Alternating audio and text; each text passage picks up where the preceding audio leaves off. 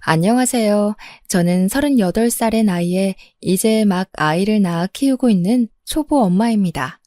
몇 년 전 몸이 불편한 첫사랑이었던 지금의 남편을 만나 행복하게 깨를 볶으면서 살고 있는 중이랍니다. 우리 남편은 몸이 많이 불편해요. 전동 휠체어에 타지 않으면 움직일 수가 없고 제가 없으면 세수조차 할 수 없는 그런 사람이지요. 아무리 첫사랑이라고 하더라도 이런 남자와 어떻게 결혼까지 하게 되었는지 궁금하시죠?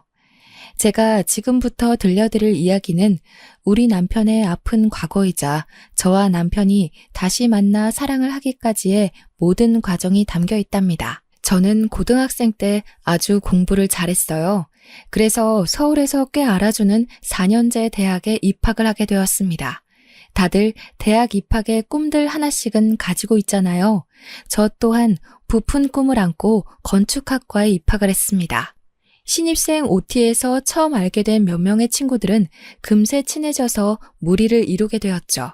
아무래도 남자 여자 할 거 없어 섞여서 놀다 보니 그 중에는 서로 눈이 맞아 연애를 시작하는 친구들도 있었고요. 공모전에 출품해야 된다고 교수님들이 달달 볶는데 어떻게 연애를 하는지 정말 궁금할 정도였습니다. 데이트할 시간이 전혀 없었거든요. 결국 건축학과 그 안에서 서로 끼리끼리 눈이 맞아 하루 종일 같이 과제를 하는 것 말고는 데이트를 할 수 없었습니다. 하필이면 저는 여중여고를 나온 터라 숫기가 없어 연애랑은 거리가 먼 사람이었고요. 하지만 친하게 지내던 단짝인 남자 사람 친구는 있었습니다. 민우는 제게 정말 친절한 친구였어요. 과제하다가 졸기라도 할까봐 커피를 몰래 사다 주고 학교 앞에 맛있는 디저트 가게가 생기면 포장도 해주고 하루는 제가 과제를 끝내고 늦은 시간에 집에 가려고 하니 위험하다면서 집까지 데려다 주더라고요. 저는 살면서 운전기사가 딸린 차를 타본 것이 처음이라 매우 놀라웠습니다. 민우는 전혀 티를 내지 않았지만 어마어마한 부잣집 아들이었어요. 한 번은 둘이 팀 과제를 해야 해서 민우네 집에 갔던 적이 있었는데 집이 무슨 궁궐 같더라고요. 마당도 엄청 넓고 커다란 개가 2마리나 집을 지키는 그런 어마어마한 집이었습니다. 특이했던 건 개 이름이 꼭 사람 이름 같아서 제가 엄청 웃었죠. 저는 당연히 평범한 대한민국의 집안 딸이었고 그런 격차가 못내 자존감을 떨어뜨려 민우를 좋아하는 마음을 꽁꽁 숨기게 되었습니다. 저희는 3학년까지도 매일을 붙어 다녔어요. 같은 과 친구들이 저기 부부 온다 할 정도로 저희는 오랜 시간을 함께 보낸 사이였습니다. 민우도 저에게 연애 감정이 들었을까요? 하지만 저도 민우도 서로에게 내색을 전혀 하지 않았기 때문에 그때 당시에는 연애 감정이 있었는지 어쨌는지 모를 일이죠. 민우 덕에 저는 난생 처음 보는 음식들도 먹어보고 늘 늦은 시간에는 저를 데려다 주곤 했었죠. 4학년에 올라가자 졸업작품을 준비해야 하는 시기가 다가왔어요. 당연히 어느 때나 다름없이 개강총회에서 민우를 찾아보는데 민우가 나오질 않았더라고요. 무슨 일 있나 싶어서 전화를 해보니 휴대폰이 꺼져 있더라고요. 그래서 문자 메시지를 남겨놨죠. 하지만 민우에게는 답장이 오지 않았습니다. 걱정이 되어 친했던 동기들에게 물어도 봤어요. 김민우 군대 갔어? 민우 군대 갔대? 몰라. 여기 민우랑 연락되는 사람 없어? 야, 민우 마누 연락이 안 되면 누가 되겠어. 남편 어디다 두고 혼자 왔어? 동기들도 민우의 행방을 전혀 모르더라고요. 개강한 지 2주가 넘게 지나서야 저는 학과 사무실에 민우가 군대를 갔는지 휴학을 했는지 물어보았습니다. 공사학번 김민우, 이번 학기 등록 안 했는데 휴학계도 안 냈고 학과에서도 계속 연락했는데 연락이 안 돼서 아마 퇴학 처리로 될 것 같은데? 연락이 안 된다고요? 조교님, 저 민우네 집 주소가 기억이 안 나서 그런데 땡땡동인 건 알고 있거든요. 알려주실 수 있어요? 그건 좀 곤란한데. 아무래도 학생 개인정보고 학교에 등록 안 했다고 해서 우리가 무조건 연락해야 되고 찾아가야 하고 그런 건 아니거든.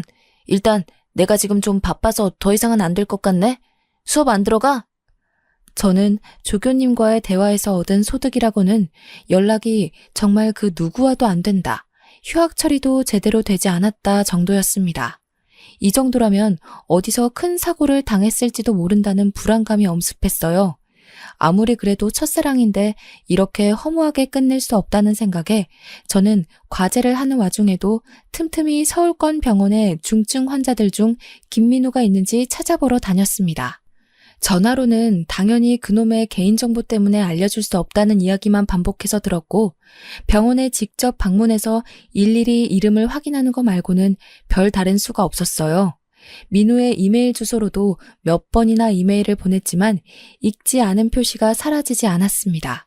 그렇게 1년의 세월을 바쁘게 보내고 저는 졸업을 했고 그 다음에 취업 준비를 하면서 준비했던 공모전에 입상하면서 국내에 꽤 유명한 건축사무소에 입사를 하게 되었습니다.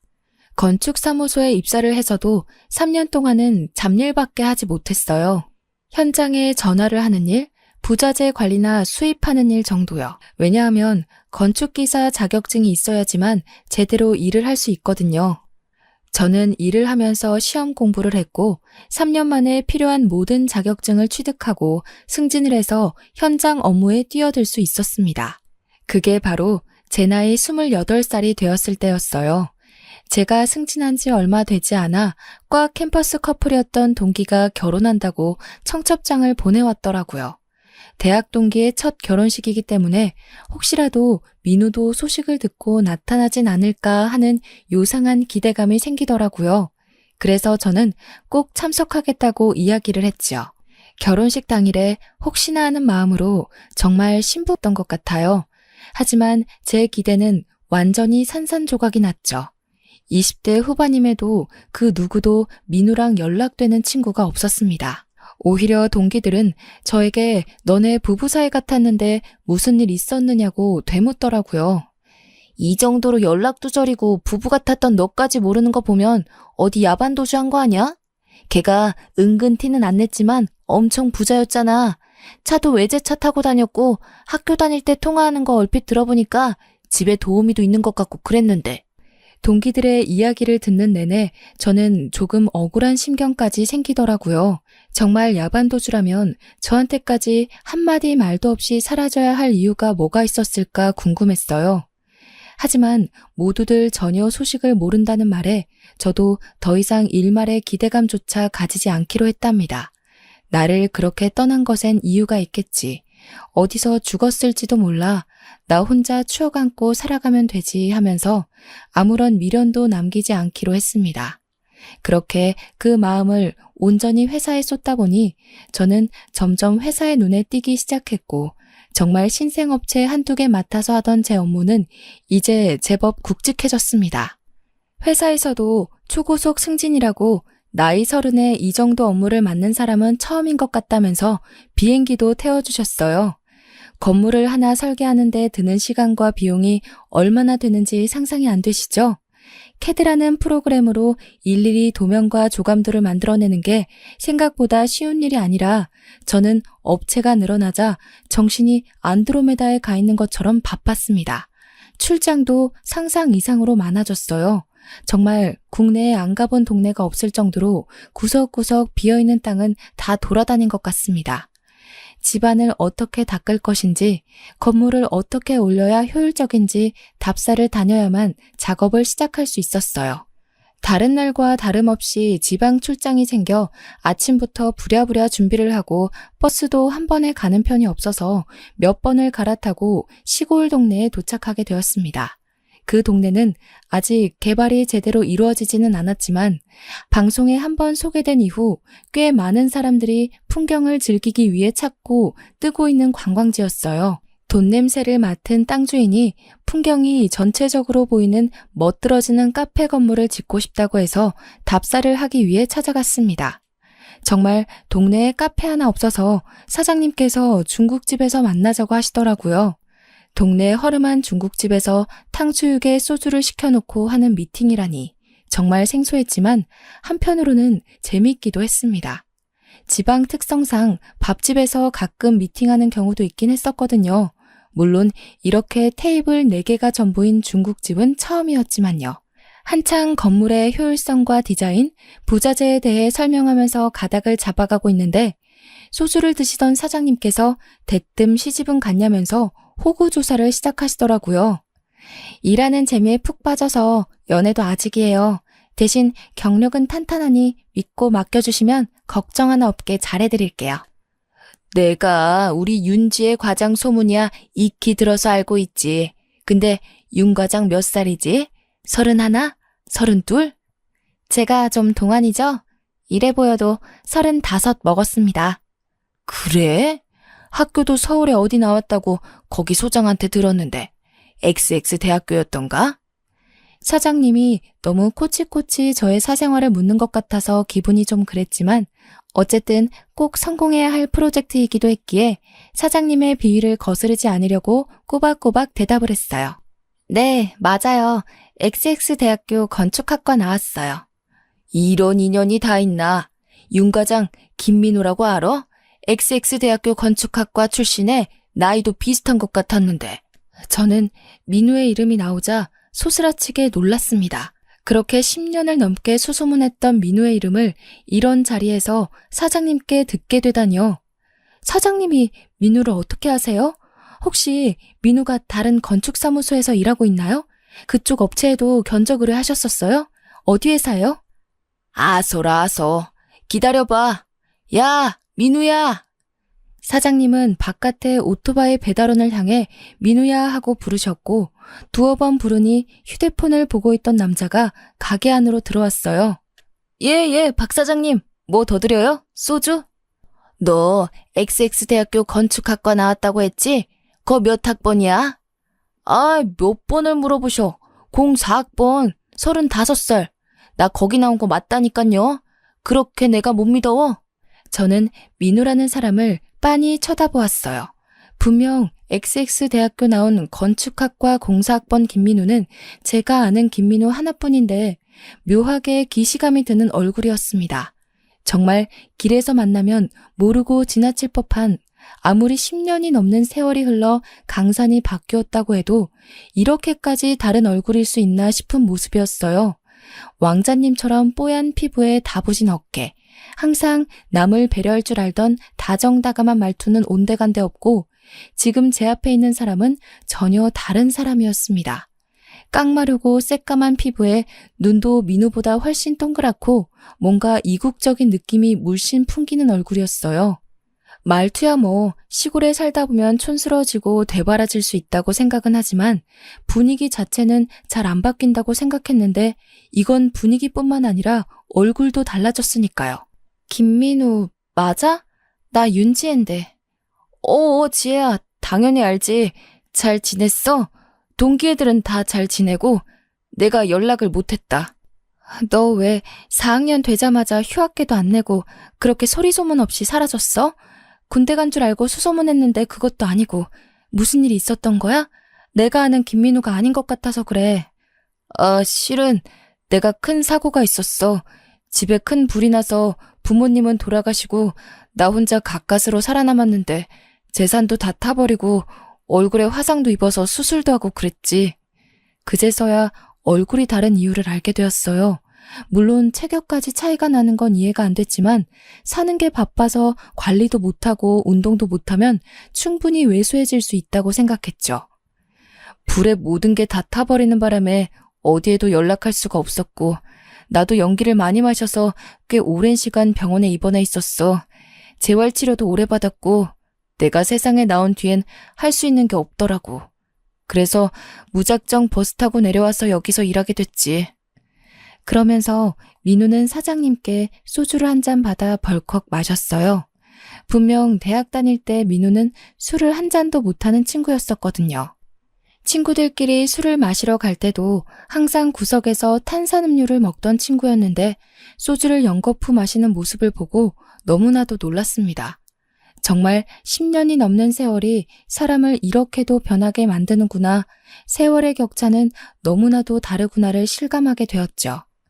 이렇게 만난 것도 인연인데 두 사람 번호도 교환하고 그러지? 둘 다 미혼이구만. 그 말을 듣고 민우는 제게 쭈뼛쭈뼛 휴대폰을 내밀었고 저희는 번호를 교환하게 되었습니다.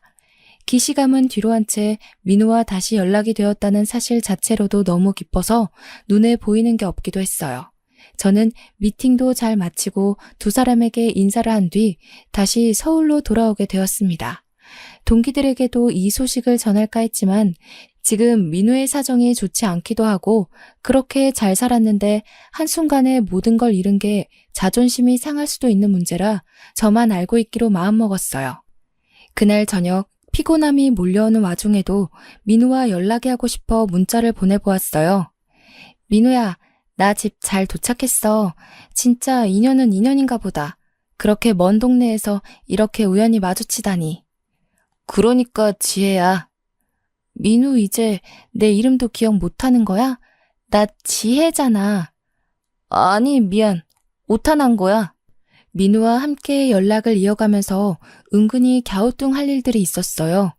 예를 들면 캠퍼스 건물을 이야기할 때도 건물을 헷갈린다던가 다 아는 건축 설계 이야기를 할 때도 기억이 안 난다고 한다던가 하는 일들 말이죠. 물론 세월이 지났으니까 까먹을 수도 있겠구나 싶었지만 그래도 굵직한 이야기들도 잘 기억 안 난다고 하니 서운한 마음까지 들더라고요. 저는 그 추억 하나로 이 세월을 버텨가며 민우를 찾아 헤맸는데 민우는 모든 걸 다 별일 아닌 일로 치부해버리는 것 같아서요. 민우야, 앞으로는 가끔 안부도 묻고 연락도 하고 지내자. 우리 대학 다닐 때 정말 재미있는 일 많았는데.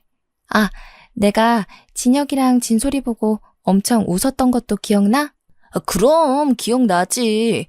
진혁이랑 진솔이 진짜 웃기던 친구들이었잖아. 걔네가 말이라도 하면 친구들 다 배꼽 잡았던 거 기억나지. 걔네는 뭐하고 산대? 저는 여기서 정말 큰 의문이 들었습니다. 진혁이랑 진솔이는 민우네 집에서 키우던 큰 진돗개 2마리의 이름이었거든요. 키운 지 10년이 넘은 늙은 노견이라면서 이별하게 되면 너무 슬플 것 같다고 남은 시간 동안 정말 잘해줄 거라고 애지중지했던 개였어요. 대학 시절 이야기는 그렇다 쳐도 10수년을 키워온 반려견의 이름까지 까먹는 게 말이 안 되잖아요. 민우야, 진혁이 진솔이는 네가 키우던 개 이름인데 그 개들은 어떻게 됐어? 미안. 내가 화재로 머리까지 많이 다쳐서 기억이 잘 안 나. 은근히 내는 오타들도 신경 쓰이더라고요. 많이 다쳤다고 해도 맞춤법에 띄어쓰기 따박따박 지키던 사람이 저렇게까지 나사가 빠질 수 있나 싶었고요. 화재로 인한 부상이라고 했는데 머리를 다친 것도 아니면서 기억이 하나도 없다고 하는지 그러면서도 저는 안다고 아는 척을 해오는 게 앞뒤가 맞지 않는 것 같았어요. 며칠이 지나고 민우가 급한 일이 있다면서 통화가 가능하냐고 묻더라고요. 민우야, 무슨 일 있어? 급한 일이 뭔데? 내가 배달 일을 하다가 사고가 났어. 정말 급해서 그런데 나 돈 좀 빌려줄 수 있을까? 저는 순간 말문이 턱 막혔죠. 그래도 알아주는 건축사무소고 연봉도 많이 올라서 돈이야 꽤 모아두었지만 돈을 빌려달라는 물음에 대답이 쉽게 나오지 않더라고요. 아무래도 제가 오랜만에 만난 친구에게 기대했던 것만큼의 감정을 되돌려받지 못해서 그런 것 같기도 했고요. 지혜야, 정말 이런 부탁해서 미안하다.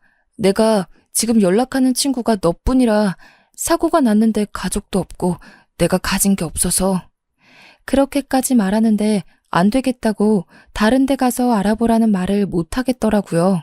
그래서 필요하다는 돈이 얼마냐고 물었고 500만 원이라고 하길래 바로 송금을 해줬어요. 몇 천만 원 단위였다면 거절했겠지만 솔직히 500만 원 정도는 빌려줄 수 있었거든요. 민우는 꼭 갚겠다면서 너무 고맙다고 제게 연신 인사를 전했습니다. 그런 모습은 꼭 예전이랑 비슷해서 찝찝함은 뒤로 하고 잘한 일이다 라고 생각하기로 마음을 먹었어요. 그 뒤로도 몇 번 사고 치료를 위해 병원에 가야 한다. 사고 나면서 깨진 그릇들을 변상해야 한다면서 20만 원, 30만 원 짜잘하게 돈을 빌려갔죠. 몇 번이나 거절하려고 했지만 마지막이다. 진짜 미안하다. 지혜 너한테 이러면 안 되는데 등등 말로 구슬리기에 못 이기는 척 빌려주게 되었습니다. 정말 마지막이라 그런데 지혜 너 월급날 가까워지지 않았어? 나 300만 원만 빌려줄 수 있어? 민호야, 내가 너한테 여태 빌려준 돈이 거의 800만 원 가까이 돼. 어떻게 나한테 갚으려고 자꾸 돈을 빌려달라고 그래? 그리고 여태 빌려간 돈 한 푼도 안 갚았잖아. 나도 생활이 힘들어서 더는 못 빌려줄 것 같아. 저는 제 월급 날짜까지 물어보는 행태가 많이 뻔뻔하다고 느껴지고 점차 수상해졌어요. 하지만 본인이 김민우라고 하고 그것도 제가 말하기 전에 XX 대학 건축학과 공사학번이다까지 밝힌 마당에 증거가 딱 나오는 것도 없었고요. 얼굴이 좀 다르다, 말투와 성격이 다르다고 우기기엔 10수년 동안 연락이 중단되었던 친구인걸요. 제가 몇 번 돈 빌려달라는 걸 거절하자 제게 연락도 뜸해지더라고요. 이리저리 머리를 굴리지 말고 지금은 회사 일에 집중을 해야겠다고 생각을 했어요. 안 그래도 민훈의 동네 땅주인 사장님께서 제가 잡은 컨셉에 대해 조금 마음에 들지 않는다는 표시를 하셔서 발등에 불이 떨어졌거든요. 하루하루를 바쁘게 뛰어다니는 와중에 민우에게 오랜만에 연락이 왔어요. 또 돈 이야기일까 싶어 전화를 받을까 말까 고민했는데 그래도 안 받기가 조금 그래서 연락을 받았습니다. 지혜야, 내가 부탁이 있는데. 부탁이라는 말에 한숨부터 나오더라고요. 돈 빌려달라는 건 아니고 때문에 서울에 오게 되었는데 하루를 여기서 있어야 할 것 같아. 알다시피 내가 친척들도 연락이 안 닿고 친구도 없고 그리고 실은 내가 사고 해결 때문에 돈이 부족해서 호텔을 잡지도 못했거든. 오랜만에 만나서 회포도 푼다고 생각하고 너네 집에서 하루 지내도 될까? 저는 진짜 깜짝 놀랐습니다. 여자 혼자 사는 집에 남자가 아무렇지 않게 자고 가겠다는 소리를 한다니 이게 제정신인가 싶으면서도 또 밤새 술 먹으면서 이것저것 해보면 뭔가 나오지 않을까 싶기도 하는 마음이 공존하더라고요. 어차피 투룸이니까 작은 방에서 재우고 안방문이야 잠그면 되겠지라는 생각으로 알겠다고 퇴근하고 연락하겠다고 했습니다. 퇴근 후에 회사 근처에서 민우를 만나 밥을 먹고 편의점에 들러 안주거리와 맥주, 소주를 사들고 집으로 들어갔습니다. 집 좋다면서 구경 좀 해도 되냐고 하길래 여자 혼자 사는 집을 뭘 그리 샅샅이 보려고 하냐며 앉아서 술이나 먹자고 했어요. 알코올은 분해를 전혀 못한다며 한 잔만 마셔도 얼굴이 새빨개지던 민우는 어디 가고 소주는 역시 맥주에 타먹어야 제맛이라면서 소맥을 타마시더라고요. 민우 너 알코올 한 방울만 들어가도 전신이 빨개진다면서 술 안 먹지 않았어? 그거 다 어릴 때지. 공사장이며 배달일이며 고생해봐. 술이 꿀떡꿀떡 넘어간다니까. 능청스럽게 오징어 다리를 뜯으면서 소맥을 마시는 모습을 보면서 저의 어린 시절 환상은 점점 깨졌죠. 저는 대충 사온 술을 다 마시자 이제 잠이나 자자면서 자리를 정리했어요. 저를 따라 안방으로 들어오려고 하는 민우를 확 밀치고는 저쪽 방에서 자라고 떠밀었죠. 민우는 약간 머쓱해하면서 작은 방으로 들어가더라고요. 그 방을 드레스룸으로 쓰고 있어서 잠자기엔 조금 먼지도 많고 비좁긴 했지만 어차피 하루인데 뭐 어떠냐는 마음으로 재웠습니다. 아침에 출근을 해야 해서 민우 방에 노크를 하니 조용하더라고요. 출근을 할 시간인데 민우를 혼자 두고 나가기가 너무 꺼림칙해서 깨울 생각으로 문고리를 잡아 돌렸는데 이미 나갔는지 방에 없더라고요. 뒷정리도 하나도 안 해놓고 가서 좀 열이 받았지만 손님인데 그것까지 바라면 안 되겠다 싶어서 이부자리를 정리하고 있었는데 문득 본 액세서리 서랍이 살짝 열려있는 거예요. 설마 싶어서 서랍을 열어보니 제 귀금속들이 사라졌더라고요. 그때 허탈감과 분노는 이루 말할 수 없었습니다. 회사에 정말 죄송한데 집에 도둑이 든 것 같다고 사정을 설명한 뒤 경찰을 부를까 고민을 하다 민우에게 연락을 했습니다. 제 서랍에서 사라진 귀금속들은 엄마가 취업 선물로 주셨던 금 5돈짜리 팔찌와 30이 되었을 때 아버지께서 생일 선물로 사주신 진짜 진주 귀걸이 목걸이 세트였어요. 경찰을 바로 부를까 싶기도 했지만 그래도 민우가 돌려주기만 하면 없던 일로 해줄 수 있기에 민우에게 먼저 연락을 한 거였죠. 지혜야, 나 먼저 나왔어. 아침에 급하게 나오느라 인사도 못했네.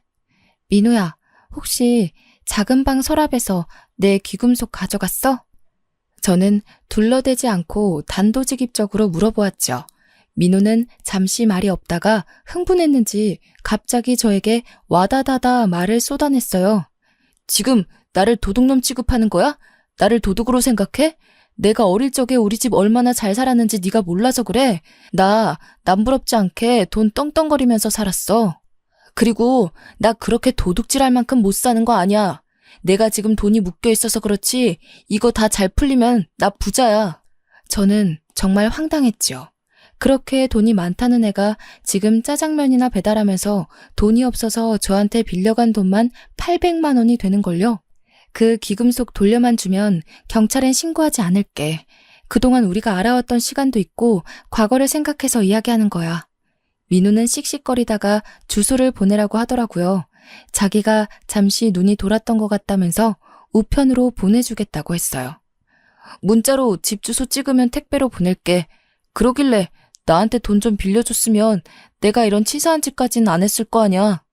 저는 변해버린 민우가 정말 단단히 미쳤다는 것에 확신이 생겼습니다. 처음부터 찜찜했고 민우가 꼭 민우가 아닌 것 같다는 의심이 정말 확신으로 변해버린 순간이었죠. 밤사이에 술을 마실 때 취할 때까지 먹인 뒤에 술술 불게 만들었어야 했나, 이걸 경찰에 신고를 해야 하나 고민을 했지만 방법이 없었어요. 경찰에게 말해봐야 지가 김민우가 맞다는데 제가 뭘 더 할 수 있겠어요? 그러다가 진정으로 사건이 터졌습니다. 카페를 짓겠다던 사장님께서 저와 건물 디자인 협의까지 다 맞춰놓고 발주를 넣었는데 유리창 부분이 마음에 안 든다면서 더 넓혀달라고 요구를 하신 겁니다. 이미 견적이 다 나왔고 유리창이 더 커지게 되면 충고도 수정해야 되고 그러면 기둥이나 철근 쪽에도 자재가 더 들어가야 해요. 이건 제가 사장님을 설득해야지만 추진이 가능한 일이었기에 어쩔 수 없이 부랴부랴 짐을 챙겨 민우가 사는 그 동네에 다시 가게 되었습니다. 버스를 여러 번 갈아타고 오후가 되어서야 겨우 도착해서 사장님 댁으로 다짜고짜 찾아가 협상을 짓기 시작했어요. 사장님께 상황을 그대로 설명드리고 결국 처음 디자인으로 가겠다고 하셨어요. 더 이상 말 바꾸기 없다고 도장까지 쾅 찍고 나오니 이미 해가 진 어둑어둑한 저녁 8시였습니다. 집으로는 어떻게 돌아가야 하나 고민하고 있는데 시골이라 그런지 가게들이 일찍 닫더라고요. 8시에 마치는지 민우가 저 멀리에서 터덜터덜 중국집 가게 문을 닫고 걸어가는 것이 보였습니다. 그래도 아는 사람 하나 없는 외지에서 민우를 만났다는 게 내심 반가웠던 터라 저도 모르게 민우야 하고 부르려는데 누군가가 소리를 치더라고요. 얘야, 영준아! 귀가 어두운가 불러도 말을 못 들어. 아이씨, 영준이라고 하지 말라니까. 어둑한 주위 덕분에 제가 보이지 않았는지 주위를 연신 살피며 할머니의 팔을 확 잡아채고는 뭐라고 궁시렁거리면서 걸어가더라고요. 실수했다고 판단하신 건지 할머니는 연신 미안하다는 제스처를 민우에게 하면서 입을 찰싹 때리셨어요. 저는 그 자리에서 잠시 멍하니 서 있었습니다. 영준이? 영준이가 누구지? 하고 말이죠. 저는 정신이 돌아오면서 제 머릿속에서 여러 가지 상상의 나래를 펼쳤습니다. 만약 민우가 영준이라면? 진짜 민우는 어디에 있지?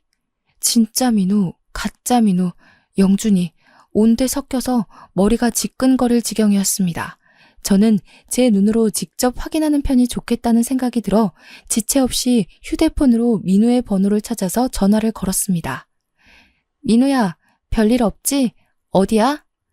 지금 퇴근해서 집에 가고 있어. 왜? 택배 잘 받았다며. 돈은 천천히 갚을 거야. 이제 와서 경찰에 신고하려고? 한 달도 더 된 이야기인데? 왜 이렇게 날이 서 있어? 아니, 다름이 아니라 내가 지금 너네 동네에 와 있는데 휴대폰 배터리도 이제 꺼지기 일보 직전이고 잠깐 볼 수 있을까? 너 일하는 중국집 앞이야. 민우는 10분이 채 지나지 않아서 중국집 앞으로 왔어요. 저는 괜히 멋쩍은 듯한 표정을 지으며 민우에게 말을 했습니다. 귀찮게 미안. 너네 집에서 혹시 나 하루 자고 가도 돼? 여기가 시골이라 차편이 일찍 끊기잖아. 내가 급한 일이 있어서 왔는데 차편도 없고 부를 사람도 없고 휴대폰도 꺼져서 어디 연락도 못하고. 그럼 대충 근처 여관방 잡아서 핸드폰 충전도 하고 그러면 되지 않아? 내가 지갑까지 잃어버려서 버스에 두고 내렸나 봐. 돈이 한 푼도 없어.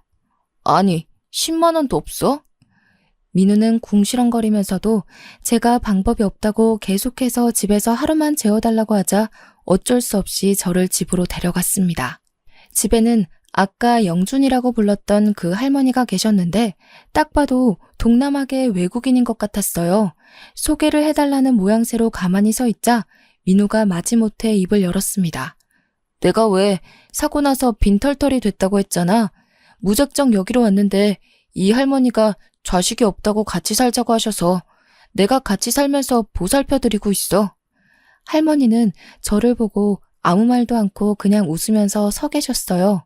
하지만 표정이 나에게는 아무런 말도 걸지 말라 그런 표정이었기에 저는 잔뜩 긴장하며 고갯짓만 했습니다.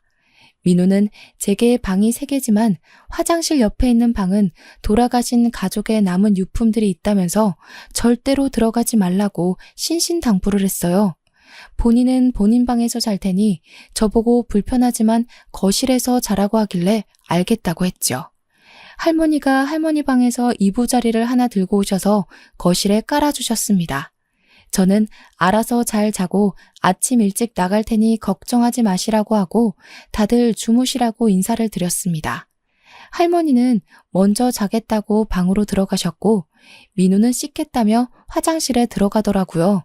제게 절대 화장실 옆방 문을 열지 말라고 신신당부를 하고 갔습니다.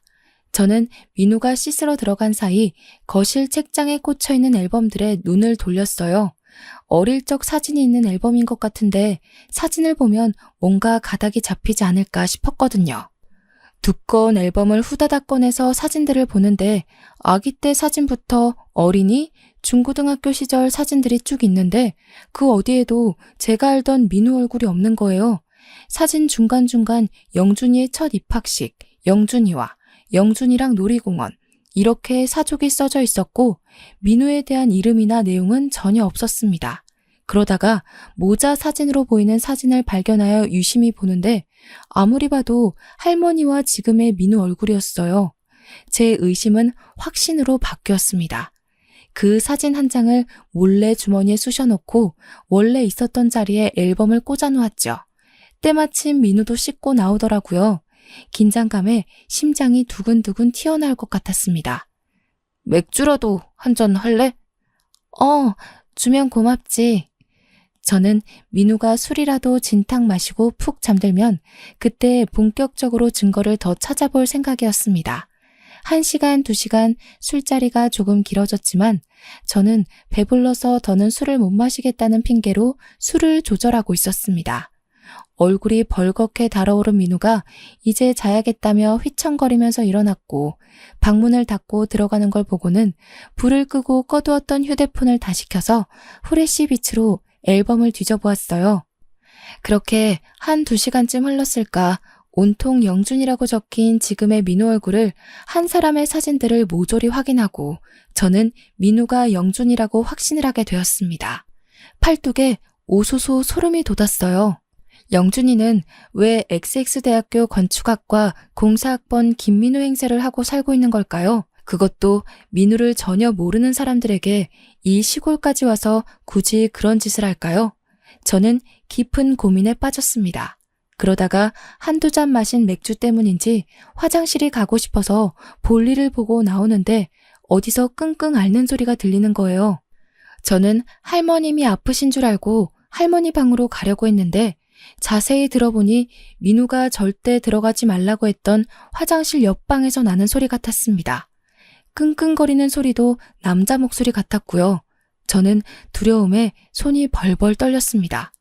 그 방엔 분명 유품이 있다고 했는데 민우와 할머니 둘만 사는 집이랬는데 남자가 하나 더 있다니 얼마나 무서웠겠습니까?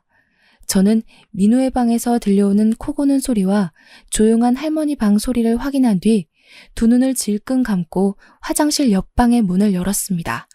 그 방은 작은 스탠드 불빛에 의존하고 있는 어둑한 방이었는데 바닥쯤에 누가 누워있는 것을 보았어요. 저는 살금살금 다가가 끙끙거리는 사람의 얼굴을 살며시 들여다보았습니다. 어두워서 잘 보이진 않았지만 실루엣만으로도 저는 한눈에 알아볼 수 있었습니다. 누워있는 그 사람은 진짜 민우였어요. 저는 아주 작은 소리로 민우의 이름을 불러보았어요. 너 혹시 민우니? 김민우? 누구세요? 저 좀 도와주세요. 나 XX대학 건축학과 공사학번 윤지혜야. 나 알겠어? 이게 다 무슨 꼴이야.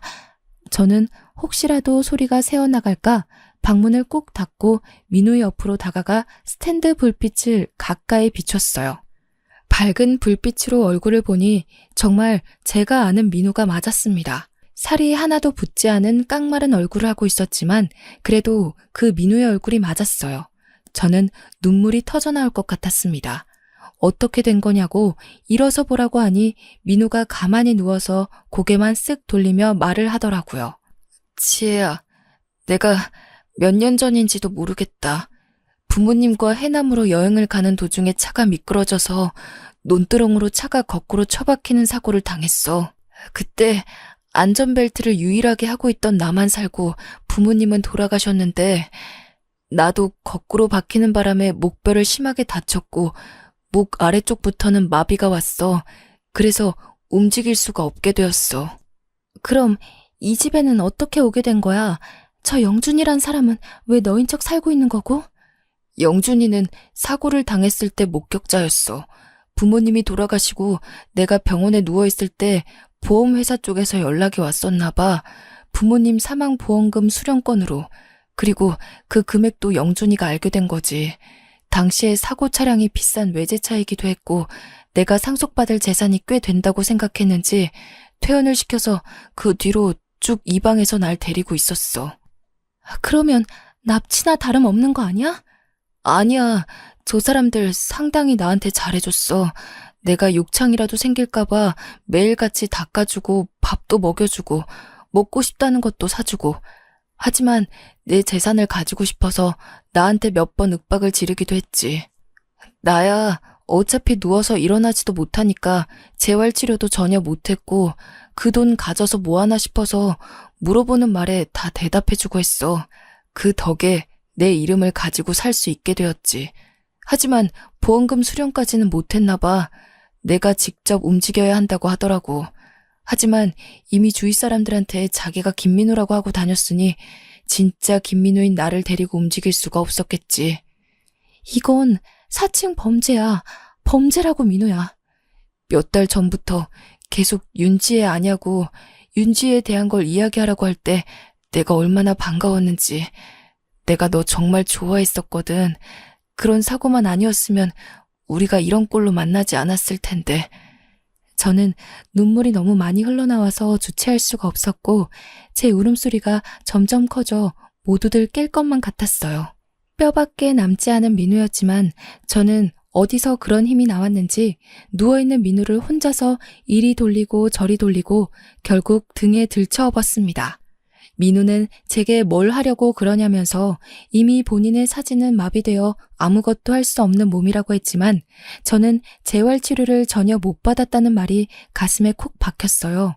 목 위로는 움직일 수 있고 목뼈가 산산조각 난 것도 아니고 서울에 있는 병원에서 제대로 진단받고 치료를 받으면 가능성도 있지 않겠냐는 희망을 가졌죠.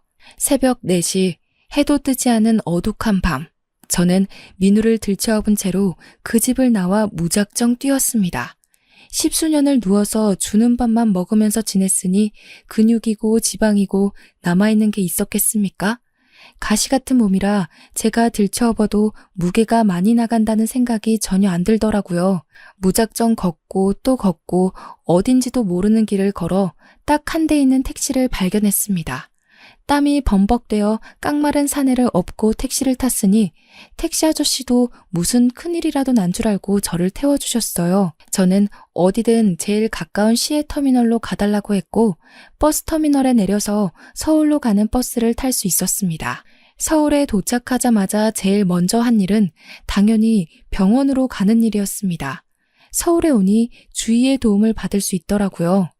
병원으로 가서 MRI, CT 찍을 수 있는 건 다 찍고 의사를 만났습니다. 지금 촬영본 보시면 목뼈 쪽 신경이 제대로 치료가 되지 않아서 눌려 있습니다. 그래서 사지에 힘이 들어가지 않고 마비 증상이 온 거고요. 더불어 사고의 여파인지 척추 신경에도 손상이 있습니다. 이건 약물 치료로 호전될 부분은 아니고요. 목뼈 쪽은 이미 협착이 되어서 수술을 하려면 아주 대수술이 될 겁니다. 거기다가 목숨을 장담하기도 어렵고요. 하지만 수술이 잘 된다면 이미 오랜 시간 신경이 눌려 눈에 띄는 회복은 어렵지만 팔 정도는 움직일 수 있게 될 겁니다. 저는 민우와 함께 의사 선생님의 말을 듣고는 민우의 의사를 물었습니다. 마음을 다잡은 듯 위험해도 수술을 하겠다고 결정을 지었고 그렇게 입원한 지 일주일 만에 급하게 민우의 수술 날짜가 잡혔습니다. 수술을 기다리는 일주일 동안 저는 민우가 받아야 할 보험금들을 알아보게 되었고 오랜 시간이 지나 보험회사도 그만큼 고객 서비스가 발전했는지 직접 병원으로 와주었어요. 직원과 함께 그동안 수령치 못했던 보험금을 정산받게 되었고 그 돈으로 수술비도 결제할 수 있었습니다. 더불어 변호사를 통해서 상속받지 못한 재산에 대한 권리도 찾게 되었고 폐가처럼 변해버린 민우가 살던 집 또한 민우의 명의로 이전하도록 진행하게 되었습니다. 민우의 수술은 10시간이 넘는 큰 수술이었고 다행히 수술이 잘 되어 삐뚤게 맞춰진 뼈를 바로 잡게 되었습니다. 하지만 바로 마비가 풀리는 그런 기적은 당연히 없었고요. 일단 몸의 근육이 거의 남아있지 않습니다. 몸무게도 50kg가 안 됩니다. 지금은 걷는 것도 무리가 갈 수 있기 때문에 재활과 더불어 운동치료를 약하게 시작해야 합니다. 어느 정도 몸에 근육이 생기고 순환이 완벽하게 되는 시기부터는 마비를 풀기 위한 재활이 들어갈 거고요. 걸리는 시간은 장담할 수 없습니다. 10년이 걸릴지 20년이 걸릴지 혹은 평생 돌아오지 못할 수도 있습니다. 저는 민우가 제 손으로 글씨라도 한번 써봤으면 좋겠다는 마음으로 재활치료를 빠지지 않고 받자고 말을 했어요. 민우는 눈을 꿈뻑이며 제게 당연하다는 듯 알겠다고 했고요. 수술이 끝난 뒤 영준이라는 사람을 경찰에 신고했습니다. 경찰에서는 민우의 진술을 토대로 영준이라는 사람을 찾기 시작했고요. 당연히 민우가 사라진 걸 알게 된 이후 그 모자는 집을 버리고 떠났는지 빈집으로 남아있다고 했습니다. 사람이 사는 최근 흔적이 보이지 않는다고요.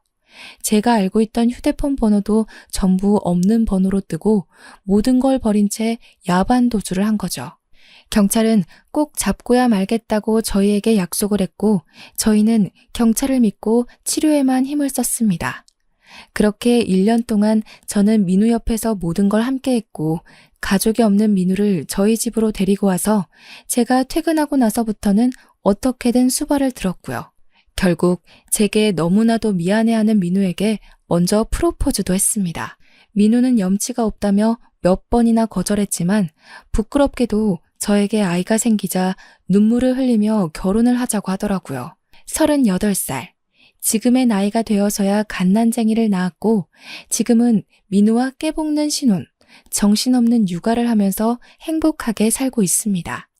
제가 외벌이로 나가서 일을 하지만 민우가 가진 재산이 많아서 나중에 일을 그만두더라도 먹고 사는 데는 지장이 없을 것 같아요.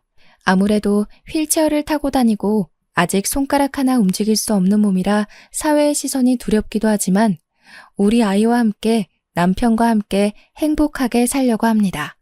평생 후회 없이 행복하게 살게요. 응원 부탁드려요.